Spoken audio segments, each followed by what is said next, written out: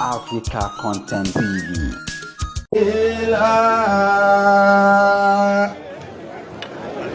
وإن كنتم تريدن الله ورسوله والدار الآخرة فإن الله للمحسنات منكن أجرا عظيما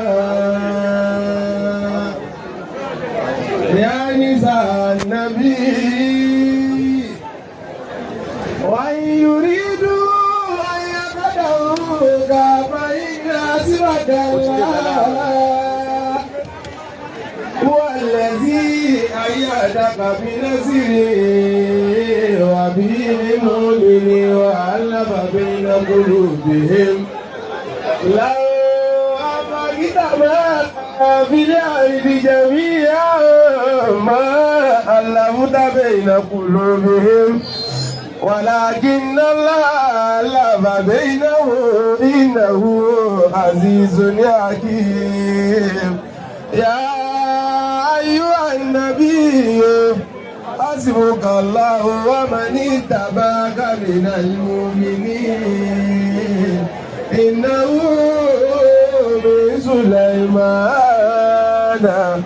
وإنه بسم الله الرحمن الرحيم صدق الله مولانا العظيم أبيهم طويلانا حياة جمالنا إلهي بالخير مسمى سليمان الله لا إله إلا الله لا إله إلا الله لا إله إلا الله محمد رسول الله حياة جمالنا إلهي بالخير سليمان لا إله إلا الله لا إله إلا الله لا إله إلا الله محمد رسول الله وبهم طمئننا حياة جمالنا إلهي بالخير مولانا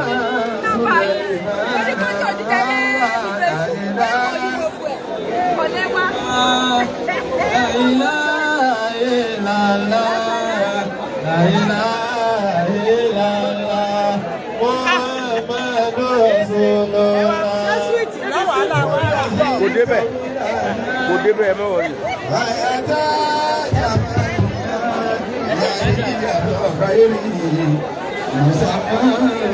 Kájé wò lù wá.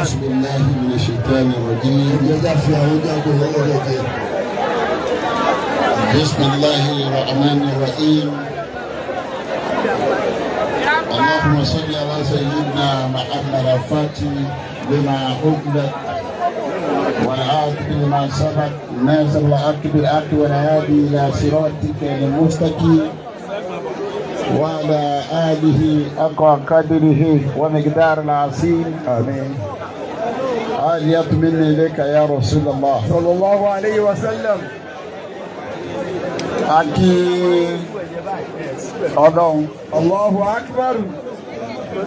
Ayin Ànábì wa Muhammad. Sallallahu alayhi wa sallam. Àlékún yọ́nú Ọlọ́run àti àánú ẹ̀ kó bá Sheikh Ahmed Tijani radiyallahu ta'ala anhu. مولانا الشيخ الحاج إبراهيم نياز رضي الله تعالى عنه. الشيخ أبو بكر الصديق المسكين بالله صاحب الإدراك رضي الله تعالى عنه. وبابا زاهد ولاية الكبرى فضيلة الشيخ آدم عبد الله العلوري تجامده الله برحمته آمين. وبابا مرحوم دكتور مفتي الكبير فضيلة الشيخ كمال الدين الأدبي رحمة الله عليه. Ọlọ́run bá yọ́nú sí wọn. ìkẹ́kùkẹ́ wọn ní ẹ̀rọ torí wọn ní ká gbọ́ àwọn àgbàlagbà wa tí wọ́n ti lọ tọ́gbà náà ní fáàrí wa. Bàbá wa lágbàjì ní bàbá wa lágbàrí gidi ma ní bàbá wa gáàrí aláàyá ní ṣé dábùkù àwọn àgbàlagbà wa ọlọ́mọ ayé mùsùlùmí lábẹ́bí wa Muhammad sallallahu alaihi wasallam. Mo kí bàbá wa tí a wà lábẹ́ àbúrẹ́là wọn nídìí àkókò yìí. Bàbá wa ọlọ́fà ní ìlú ọ̀fà àti gbogbo agbègbè rẹ̀.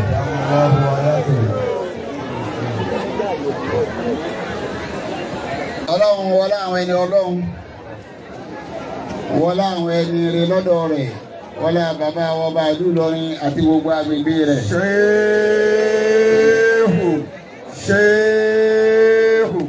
Shehu wallahu yasimuka minan nas la ta'afu daraka wala takhsha wala hawla wala quwwata illa billahi al-aliyyil azim. Àmín. Ọ̀dàbà mójútó yín o. Ọlọ́run bá wa ṣe pẹ̀lẹ́pẹ̀lẹ́. Àmín. Ọlọ́run bá wa dúró tì yín. Àmín. Má dààmú yín. Àmín. Má dààmú ọlá yín. Má sọ yín lọ́ba bòmí o. Má sì yín lọ́ba tí wọ́n jí gbé. Ọlọ́run Nábì wa Muhammad. Sallallahu alaihi wasallam. Dáàbòbò yín kọ́ dáàbòbò olú fún yín. Ọlọ́run Nábì wa Muhammad. Sallallahu alaihi wasallam. Ọlọ́run àwọn ẹni ọlọ́run mo fi ti ní gbogbo tí ń jẹ́ àwọn olóyè bàbá torí àsìkò ní ọlọ́run tàbá kí. Wọ́n á kí nàbà wá sí wa. Bàbá wa Sàdáúnà Ngèrí.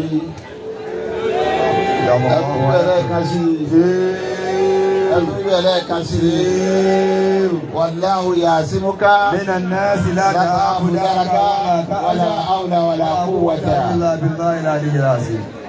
Gọ́fúnà wa Alhaj Abdurrahman Abdurrasaq. Allahu ayati. Ọlọ́run bá wa sí wọn pẹ̀lẹ́pẹ̀lẹ́. Àmín. Mójútó wọn, mójútọ́lá wọn. Àmín. Kí wọ́n sọ̀kalẹ̀ dáadáa. Àmín. Má dààmú wọn. Àmín. Bàbá tó bí Ọlọ́run bá wa kẹ́ bàbá. Àmín. Màmá tó kọ́ Ọlọ́run bá wa sí wọn pẹ̀lẹ́pẹ̀lẹ́. Àmín. Wọ́n á kí gbogbo àwọn aṣojú wọn tí wọ́n wà ní ìjókòó. Yakumullah. Látọ̀dọ̀ bàbá wa Hajj wa Sọlá mo kí yín o. Bàbá wa Aláàyá mo kí yín o. Bàbá Ajídà mo kí yín o. Ẹ ṣe rìlíjọ bàbá Adámẹ́gbẹ́ gbogbo yín ni mo kí. Ọlọ́run mọ́sá bá kí yín. Ọlá àwọn ẹni Ọlọ́run. Ọlá Nábì wa Muhammad. Mo á kí bàbá wa ìmáàmù àgbà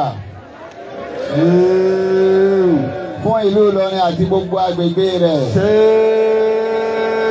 Ẹlọ́kẹ́ tó máa ń wíbẹ̀ lẹ́ẹ̀kan sí. Ẹ tó máa ń wíbẹ̀ lẹ́ẹ̀kan sí. Wallahu yasimuka minan nas la ta'afu daraka wala ta'asha wala hawla wala quwwata illa billahi al-aliyyil azim. Ọlọ́run mọ́sá wọlé àwọn ẹni Ọlọ́run. Wọlé àbí Ọlọ́run lọ́ba àgbà. Àmàgbà tí ń bẹ. Ọ̀wọ́ ẹni ọba sì wù ní òfìsí lọ ẹgbẹ́ àgbà ẹni bá wù ní ìgbà lágbà. Ọlọ́run wọlé àwọn tó dà lágbà láyé bí bàbá wa lájẹ́ àgbà. Bá wa da ìmáàmù wa lágbà. Àmín. Bá wa sí wọn lárúgbó ìmáàmù. Àmín. Ọlá títóbi Ọlọ́run. Àmín. Ọlá àjẹkàrọ̀ ọlá Nábì wa Muhammad. Sallallahu alaihi wasallam. Wọ́n fi bàbá ìmáàmù kí gbogbo àwọn àyímà ìmáàmù tó wà ní ìjókòó yìí. Yakumullah. Wọ́n fi ti bàbá wa Alifa bàbá wa Sheikh Jamiu. Fadilatu Sheikh Lukman. Wọ́n kí gbogbo àwọn Alifa tó wà ní ìjókòó yìí. Wọ́n á kí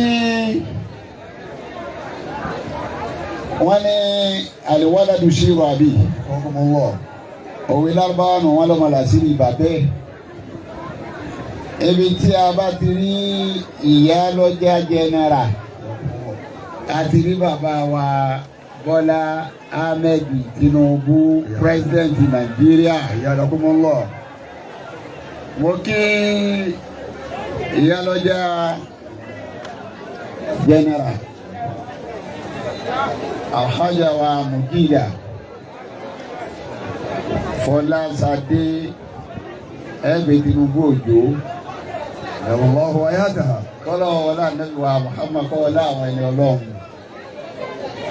dára àti àbámọ́ wáyé náà nílò ọkọ̀ mọ́ wọ́ ẹlòmíì gíga rẹ̀ kì í ṣe tó pé gíga bí lójú ọ̀gá Ọlọ́run dá gíga mẹ́lù míì lára kátó wáyé tó ní jáde lára ń tọ́ga Ìyára kún mọ́ lọ. tó bẹ́ẹ̀ bá máa ìyá lọ́jà ń gbà bẹ́ẹ̀ sùn lọ́dọ̀ọ̀nù ẹ ti mọ̀ yí pé ìyẹn gíga ni Ìyára kún mọ́ lọ. láti gba ohun títí di sí Ọlọ́run sì ní gíga náà wálẹ̀ kò ní bàjẹ́ o Àmín. Ọlọ́run wọ̀ náà ìyá takuntakun tẹ́ ẹ gbà kò fún ìyá wa Àbíbátù Mọ́gàjí Allahu ta'ala anha. ẹni bá mọ ìyá àgbà tí ìyá ń bẹ láyé tí wọ́n bá ní akin obìnrin irú ìyá àwọn ọ̀jọ̀gbọ́n kan kì í tó ní lọ́wọ́ ká nẹ́tì. Nisa'u kamisli asi. wọ́n sọ pé bí Àbíbátù Mọ́gàjí sí gbogbo obìnrin ayé bá rí ni. Lafudilati nisa'u ala wọ́n láti rijali. àwọn ọkùnrin ló ní àbúrò àdìjá ọ̀nà àbágbé fún obìnrin nítorí akin nínú akin ìyá ni o ọjọ́ méjì máa gbé gbàgbé ẹ̀ ọjọ́ ní bàbá wa president òní wọ́n wá sẹ́nitọ̀ àwọn kí ìdìtà lọ́dún náà mú dáná ṣe àdàmọ̀ ẹ̀dánà tààrà Ta'ala anhu. èrò pọ̀ gbogbo àwọn ọlọ́pàá ń ṣe ìtìrìtìrìtì àgbà ti dé fún bàbá ibi ìyá ẹ̀ ń ya akíndé ìmáàmù bí a ṣe ń rọ àwọn èèyàn yìí ẹ rò pé ọkùnrin yóò bá rọ wọn báyìí yọrọ báyìí torí pọ́sà fẹ́ mú president ìdònídé wájú bàbá pátá yẹn wọn ọlọ́pàá ń tì wọ́n bàbá ní ẹtílẹ̀ wá wá nígbà míì ọmọ rẹ ni bàbá wà sí aláwọ̀ àgbà yìí tí aláàbò kí ni wá àwọn fẹ́ lọ sẹ́nitọ̀ gbà náà tí aláàbò tọ̀ bí ọba lórí fún ọlọ́run oṣù sẹ́nu pàmò ẹni ọlọ́run ìyá ti fẹ́ mọ́ ẹ lọ sí aláwọ̀ àdúró sí wọn ni wá wọ́n yóò rí Allah. àwọn wẹ̀yìn báyìí ọ̀yà ẹ̀yẹ ẹ máa lọ sí kaba yìí fún ọlọ́run bá sì sí aṣíwájú bá dà tẹ́yọ̀ máa pa kiri yá wọn nígbà tí àkọọ́lẹ̀ wa ṣe ti gọ́ọ̀mù Tinubu bàbá Tinubu wá di president tó di gọ́ọ̀nà ẹ̀mí àbá di dépò àlẹ́yìn tó di ọwà dá òun lẹ̀ wá rọ́ ọlọ́run gbẹ́ nìkan ti bàbá tì ní dákọ̀ rẹ̀ òun náà ti là kí á mà ogun ni bàbá ọkẹ́ yọ ìyá wa ọlọ́run fẹ́ kìíya ìjọba mọ̀mọ́ wa rí ni mọ̀mọ́ wa ń dàkú gbà mí kejì rẹ̀ mọ̀jẹ̀ wọ́ yọ ọ̀fẹ́ yìí lọ nímọ̀ ní tíra aláàjì wa Gani ọlọ́run forí jì Gani fakọ̀ abákòsí bàbá aláya ọlọ́run mọ́sà forí jì bàbá ara sí bàbá aláya wa pàdé jọ́nà bàbá aláya ní à ní bàbá wa yọ bàbá sì wà Imam Ansar bíi Tinubu sì rẹ̀ bàbá ní ẹ bá yọ kó lè ní lẹ́kọ̀ọ́ àbí kí n kó lọlé ọlọ́run sì sí ogun náà sẹ́ ìyá tí ra òní ọ̀tún la fọ́ ọmọ ní ìyá Àbíbátù Mọ́gàjí ẹ lágbẹ́sẹ̀ kúrò aláwẹ̀ kan fún ìyá Àbíbátù Mọ́gàjí. Bismillahir Rahmanir Rahim. Qul huwallahu ahad. Allahu samadu. Lam wa lam yulad wa lam yakul ìyá náà wà lọ ẹni wá fi rọ́pò ní.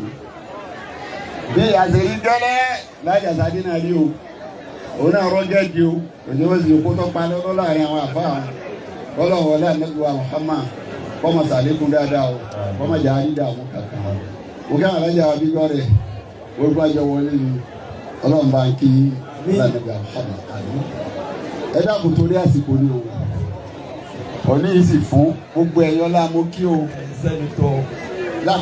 ọ wà nù mí díẹ̀ báńkì ayé kí n máa jẹ gbèsè àwọn ìyá wọn. Naam. Of our local government, Honorable Suleiman Olatuji, Chief Abioye, Controller General, the new Sao of Ofa, Alhaj Chief Najimuddin Yasin, Chief Bashorun, Chief Engineer Muhammad Jelani, Muhammad Bashir Jelani, Abdullah. Adúgbò àwọn naam. Adúgbò àwọn àmì náà ta lè dá kọta torí àsìkò ọlọ́mọba kí n bọ yìí. Mo kí bàbá wa Najimu Yasin ọlọ́mọba kí yín o ọlá nàdúrà Muhammad. Àwọn aṣojú afáwọn àbá ọ̀bánidọ́ mo kí gbogbo yín o ọlọ́mọba tọ́jú gbogbo yín. Afáwọn afẹ́lẹ́lẹ́ mo kí yín o. Tó bàbá wa Imam ìmáàmù Ọ̀fà. أدام الله حياته. Tàbá sí fi ìmáàmù Ọ̀fà. الله حياته. Àwọn àkàbí ẹgbẹ̀rún ọmọ nù. Tọ́lọ̀ ń fi bùn wọn lọ́fà. Ọba tí ó ṣe yín lẹ́sà kẹ́ tó dáyé. Ẹdílé ayé ẹ̀sà náà lè ń jẹ́. Ìwà ẹ̀sà náà lè tún wù ń bẹ̀. Ọba tó kó gbogbo ẹ̀ pé fún yín. Ọlọ́run náà la dúpẹ́ fún o. Ọba tí ọjọ́ òní àlá ni gbogbo ẹni tí bá lálàákàlà rẹ̀ ṣẹ gbogbo ìyàtàlà rẹ̀ ó ń ṣe kí ó ṣe lójú ẹ̀. Àwọn ọlọ́run tí ó mú yín dó títí dòní tí ó padà lẹ́yìn èyí tẹ́ sí yìí má ṣe láti máa wọ̀. Àmín mufti bíyà. Má ṣe é ṣe pé abá tó yóò fi pọ̀ tó ìwà tó dágbére lọ́lọ́run ò dákun kọ́ mọ̀ sí bẹ́ẹ̀. Àmín. Kọ́yẹ tó ṣe mí. Àmín. Kẹ̀ tó ṣe mí. Àmín. Eyẹ ṣe yín náà kálùbárí kọ̀ wọ̀. Àmín. Ọlọ́run bàbá alábàárìkà tí wọ́n jòkó. Àmín. Ọba tí ń gbọ́ fún yín kọ́mọ̀ fún wọn gbọ́ mọ́. Àmín. Ọba tí ń gbà kọ́mọ̀ fún wọn gbà mọ́. Àmín. Ọba tó ti jẹ́ tí àìní jẹ́ tí kọ́mọ̀ sí bẹ̀ mọ́. Àmín. Fún bẹ́ẹ̀ ní àtàláfíà ara àlùbáríkà ọlá àwọn ẹni Ọlọ́run.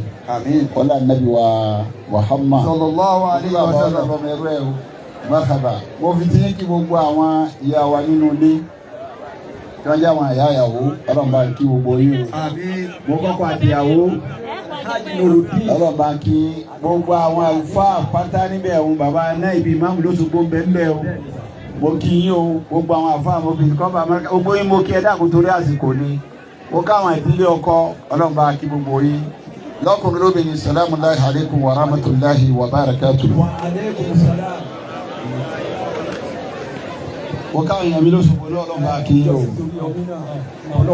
Ọlọ́run láláàrò. Wa qul alhamdulillahi wa salamun ala ibadihi alladhina istafa. Allahu khayrun amma yushrikun. Qul alhamdulillahi wa salamun ala ibadihi alladhina istafa. Allahu khayrun amma yushrikun. Rabbi awsini an surani mataka alladhi an'amtani alayya wa ala walidayya wa anni amala salihan tardahu ودينني برحمتك في عبادك الصالحين. ربي أوزعني أن أشكر نعمتك التي أنعمت علي وعلى والدي وأن أعمل صالحا ترضاه وأدخلني برحمتك في عبادك الصالحين. وقال الحمد لله الذي أذهبنا الحسنى إن ربنا لغفور شكور. وقالوا الحمد لله الذي أذهبنا الحسنى إن ربنا لغفور شكور. وقل ربي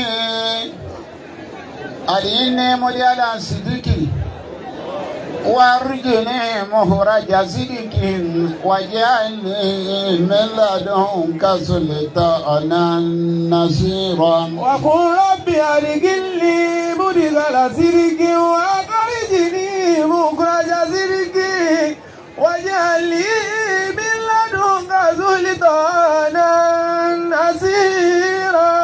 سبحانك يا الله سبحانك يا حنان سبحانك يا منان سبحانك يا ديان سبحانك يا سلطان. الله سبحانك يا الله سبحانك يا حنان سبحانك يا منان سبحانك يا ديان سبحانك يا سلطان. سبحان سبحانك يا الله سبحانك يا عنان سبحانك يا منان سبحانك يا ديان سبحانك يا سلطان سبحانك يا الله سبحانك يا حنان سبحانك يا منان سبحانك يا ديان سبحانك يا سلطان. títóbi Ọlọ́run. Allahu Akbar. Ọlọ́run ọba ó ní ọba tó má ju gbogbo tí fi má lọ láyé. inú ètò Ọlọ́run òun ni pé ó rí i pé ẹ̀dọ́ ò lè sẹ̀mí lóhun nìkan lẹ́yìn Ọlọ́run nìkan tó lè sẹ̀mí lóhun nìkan kò sí ń tọ́lọ̀ ń dá láyé má tó ní ọ̀sẹ̀ ní lóhun nìkan àbí kó pín sí méjì. ẹjọ́ sáré lo. wọ́n yẹ ká lọ́wọ́ ọba kọ́ sọ yí pé wà mí ń kó lè sọ ọ̀rọ̀ ní mí ń kó lè ṣe yín. Kàlákínà sáwọ́jẹ́. nínú ogun tóun dá láyé akọ àtàbò lòun dá. àwọn ọ̀jọ̀gbọ́n àwọn onímọ̀ làwọn náà fi rí i pé bí nǹkan kan bá ń pè kankan ní negative ọ̀kan jẹ́ positive bí ó ṣe bẹ́ẹ̀ inú ò ní tàn ọkàn ò ní taná àti kọ́pẹ́ méjì. ìgbésí ayé tó bá jẹ́ òun nìkan obìnrin ló wà lóhun nìkan ni kò lè balance ọkùnrin ló wà lóhun nìkan ni kò lè balance àfi kí akọ kó rí abo àfi kí abo kó rí akọ tí a bá ríra wọn ni wọ́n tó lè balance Ọlọ́run wá practice ẹ̀ láì mọ iye àyè àwọn àfọ àjọyè wáyé pé ẹjọ́ tí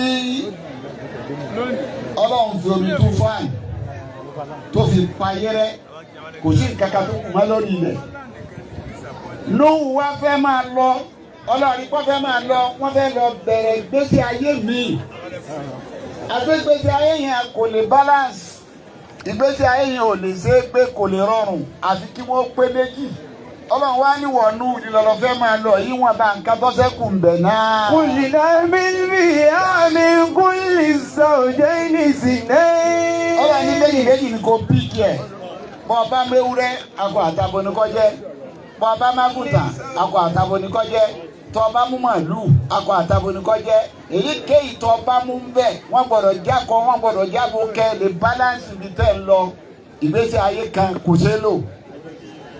Látara yìí pé akọ àtàbọ̀ láàfin lólè ayé àwà wáyé bẹ́ẹ̀. Kí ni ìsìlámù wá faramọ́? Èwo ni ìsìlámù ò faramọ́? Irú ìjókòó ní tí bàbá wọn lọ́fà wà. Irú ìjókòó ní tí bàbá àmọ́ máa gba nílọ ní wà. Irú ìjókòó ní táwọn sẹ́nitọ̀ wà. Irú ìjókòó ní tí ìyálọ́jà wà. Irú ìjókòó ní gómìnà wà ń jókòó àwọn èèyàn wà. Irú ìjókòó tòní lọ́lọ́run faramọ́ kò faramọ́ girlfriend and boyfriend. Lọ́fà ìjọ tí wọ́n kọ́kọ́ rírú ẹ̀ láyé ọ̀dọ̀ Mariam ni wọ́n kọ́ sí rí kéèmọ̀ tóbi Isa wọn ò rẹ́nìkan kọ́ wá dáná wọn ò rẹ́nìkan kọ́ wá tọrọ wọ́n kà sàdédé róyún náà ni ìgbà wọn róyún nu Mariam wọ́n ní. Qalu ya Mariam laqad jiti shay'an fariya. Mariam laqad jiti shay'an fariya ìkàn tìjú ló gbédé lónìí. Ya ukhta Haruna. Ya ma Haruna. Ma kana abuki imra'a sawin. Bàbá tó bí ọ àbúkì bàbá rẹ̀ àmọ́lẹ́ni ibú. Wa ma kanat ummuki baghiya. Ma kana ummuki baghiya. Àti màyá rẹ̀ lálágàbàǹgẹ̀bẹ̀ àmọ́lásẹ́wó. Fàṣáràtì lẹ́yìn. Wọ́n yà wọ́n lẹ́nu torí wọn ò rí rẹ̀ yìí wọ́n máa gbé ètò Ọlọ́run ọba súná Ọlọ́run ní pé káwá tọrọ ọmọ kí wọ́n sì yọ̀ǹda pa fún yín ká sì ní pé wọ́n so wọ́n pọ̀ èyí tọ́lọ̀ ń faramọ́ nìyẹn. Ìwà so wọ́n pọ̀ ní lónìí tá a fẹ́ so ọmọ wo obìnrin àmìlà àti ọkọ rẹ̀ Nurudeen àwọn afẹ́sùn wọn pọ̀ ẹtẹ́ tí ẹ gbọ́ o Amida Nurudeen kẹtẹ́ tí ẹ gbọ́ ẹbí ọkọ àtẹbí ìyàwó ẹtẹ́ tí ẹ gbọ́ Ọlọ́run lónìí a máa ń wò lọ́jọ́ kékeré lọ sí Suratu Nisa àyà 21 àyà kan bẹ́ẹ̀ tí mo fẹ́ lò Ọlọ́run ní òní yìí ọjọ́ tẹ ń wò ó ní ọjọ́ kékeré ni ọjọ́ yẹn tóbi lọ́dọ̀ Ọlọ́run ọjọ́ òní ọjọ́ tó tóbi lọ́dọ̀ Ọlọ́run so. wa kayfa ta'khudunahu wa qad afda ba'dukum ila ba'din wa akhadna minkum mithaqan ghalizan wa la tankihu ma nakaba minan nisa'i illa ma qad salafa. Mithaqan ghalizan. Ìmọ̀fẹ́ lónìí. Wa minkum mithaqan ghalizan. Nítorí mọ́nà ń láyà yìí, àwọn fẹ́ dìfọ́sì ni kọ̀jọ́lọ̀ lọ́rùn. Àmọ́ kẹ́lìmọ̀ Mithaqan ghalizan ọ̀rọ̀ ní kọ́ńtrátì tó le ni. Kọ́ńtrátì tó le òun ni yí pé ọ̀fẹ́ ọmọ mi. Kọ́ńtrátì tó le òun ni pé yín fọmọ fún ọ. Kọ́ńtrátì tó le ní kóbìnrin ọ̀rọ̀kùnrin pé yín fi ọ. Kọ́ńtrátì tó le òun ni kí ọkùnrin orobìnrin pé bí ọkọkùnrin kóbìnrin náà ṣẹ́tì ẹ̀ Ọlọ́ni Mithaqan ghalizan. Kéèsè nǹkan tó rọrùn nítorí tí ọjọ́ rọrùn lónìí tá a bá gbé àṣẹ mi tí wọ́n bá pè wọ́n jáde tí bàbá wa ni wọ́n bá gbà nílò ọdún tó wá ní wọ́n ní ẹ̀fọ́ wọn kára wọn tó bá gbé òtẹ̀lẹ́ olùgbì tó ṣe ojú àyè fún àjọkọ àtayá àṣẹ ti kò lọ́wọ́ wa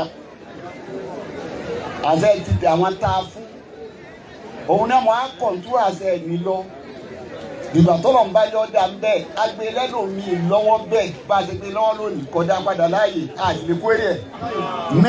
Mithaqan ghalizan. agbe lẹ́lòmíì lọ́wọ́ àmọ́ wa tí ó wù àmẹ́bí ẹ̀ àmọ̀ràn ẹ̀ arọ́júgbà nítorí ẹ̀sìn nítorí nǹkan bẹ́ẹ̀ ni wọ́n yà torí ẹ̀ fẹ́ ọmọbìnrin àbá fún yẹn lọ́mọ àdúgbò gbọmọ lọ́wọ́ wa. Lijamaliha Anabinika o beauty. Walimaliha Anabinika o wealth. Walahasabiha Anabinika o family background. Walidiniha Anabinika o ẹ̀sìn. Ìgbà tó wá kamẹ́rà ẹ̀ ni wọ́n wá padà sí ti gbé. Wàlẹ́yìká bíbá àti díìnì dẹ́gbàdì àdáàgá. Ọlọ́sìn yìí ni kẹsọ́ téèyàn bá ní wealth tó bá ní beauty tó bá ní family background ọjọ́ mọ minister ọjọ́ mọ governor ọjọ́ mọ senator ọjọ́ mọ president tí ó bá sẹ́sìn ẹ wà pòfo ẹ̀sìn wo lọ́n gbélékè gbogbo kan lọ sí Suratu Baqara kàràkàrà àyà 270. Wàlá táǹkì wúlù sírìkàtì àtàyò mínà.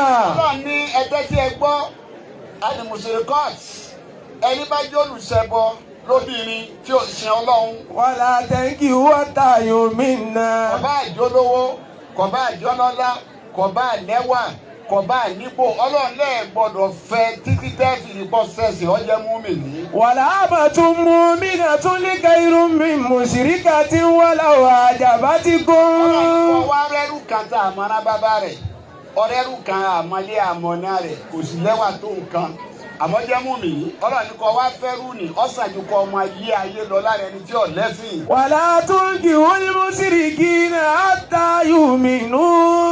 Ó ní pé méjì lọ́lọ́ ń lò padà síta kọ́kọ́ ó fi kan túkan ni tó bá má láwọn rìpíìtì ọ̀rọ̀ kan náà ayakalẹ̀ méjì ọ̀rọ̀ ọ̀tọ̀ọ̀tọ̀ ní sọ. Wàlá táǹkì wọ́n mú sírìkàtì àtàyù mìínà. Táǹkì wọ́n mú sírìkàtì àtàyù mìínà. Ẹ gbọ́dọ̀ fẹ́ wọn tún ìgbà síra tún ìgbé mùmínì ni wọ́n wá dá kejì padà yìí. Wàlá túnkì wọ́n mú sírìkì náà àtàyù mìínú.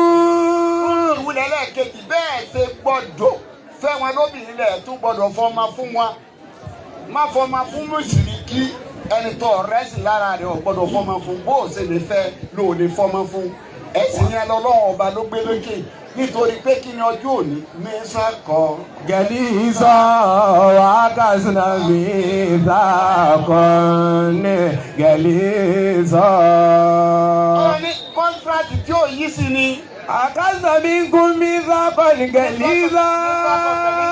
Ọlọ́run ní kọ́ńtrátì yẹn kìí ṣe nǹkan tó yí sí a kàn fẹ́ rọ́jú ni ìmáàmù lọ́mọ wàhálà táwọn ṣe lérí ọmọ láti nà oyún ó má lè díẹ̀ ó wá dá ayé tán ìjọ tí ó ṣe bí gidi bọ́ fẹ́ kú kò ní máàmù ẹgbàá wá òye ààrẹ máàmù ní ààrẹ gbóná ni ẹfún wọn tún yìí mu ẹgbẹ́ lọ́sítà ní má lè díẹ̀ ó tún má lè díẹ̀ títí grade group ọkà primary school ọkà secondary school ọkà ọmọ lè díẹ̀ títí ọlọ yunifásitì ọmọ lè díẹ̀ títí ó ṣe masters ẹ̀yìn kankan dé lọ́sàn gangan ẹ̀ka fẹsẹ̀ gbádẹ̀ níbi àwọn atọrọ ọmọ àwo. wàlá tẹ̀gì wọ́n bá tẹ̀lé káàdì àtàyò mi náà lọ́mọ tún mú mi náà tún ní kẹ́hìnrún mi mùsùlùmí kàtí wọ́n lọ́wọ́ àjàbá ti kú. ọmọ yẹn ni èdè akábísáyà àmọ́ ìmáàmù wa àṣẹ́sì gbogbo ẹ̀ èwo ni kí wá gbé wọn bẹ́ẹ̀ wàhálà tí mo ṣe lérí ọmọ yìí ni mo fẹ́ wò ni ẹ sì fẹ́ mú lọ ọwọ́ àwò tẹ̀sìn wípé ìsà ìbílẹ̀ náà ni mo rẹ́sì lára yín mo rí ilé yìí tó dáa ẹ wá dé ẹdẹ lónìí tí a bá jáde tí wọ́n sọ ìdí tán bàbá tó bí wọ́n wá níjẹ́ bàbá jẹ tọjọ́ tó kọ ìmáàmù wá níjẹ́ bàbá ìyàwó kékeré bàbá kábíyèsí níjẹ́ bàbá ìyàwó àgbà ní a bá wá sọ yín pọ̀ tán lónìí ẹ̀yà wa mú yàrá ẹ̀dẹ̀ mú lọlé ọ̀wọ́ wa lọ ní kolombo tó ayé sí ọlọ́ọ̀lẹ́. wà á kábínà mi kú mi rà bá ní gẹ̀líza.